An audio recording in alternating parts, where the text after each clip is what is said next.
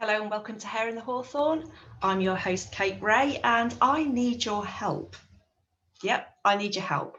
I'm going to talk very briefly about an experience that I had in the 90s, probably mid to late 90s, in my teens, that's baffled me for the longest time. And I'm going to share with you that experience, and then I would love to know people's thoughts on this and what happened. So I've had some really odd experiences outside of the general sort of paranormal work that I do as an investigator.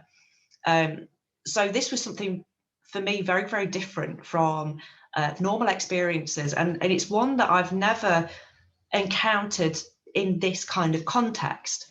And I'm going to talk about orbs. And I'm giggling because I know the whole paranormal community that's watching this will just go, oh, good grief, not orbs. But this is something very different. This isn't a photograph that I took. This isn't a video. This isn't particles in the air. This isn't, this was an encounter, an actual physical encounter that I had. So I'm just going to go over it very, very briefly. There's not a lot of details to it, and there wasn't any kind of aftermath to it that I could really put my finger on. Like I said, I was probably about 14 or 15 years old. I was just stepping out. I just opened the front door from my mum's house. Obviously, I was living at home. My mum was behind me. She was fumbling around for her car keys. We were going out somewhere. Didn't have anything particularly on my mind. I was just in the motions of had I got everything, I was going out the house and thinking about where we were going. And as I opened the door, I was immediately drawn to a flash of light in the sky. And it was that high up.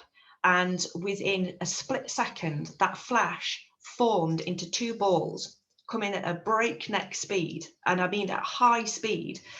One was slightly bigger than the other. So one was sort of that size, about the size of my head. And the other one was slightly smaller, like a really large orange.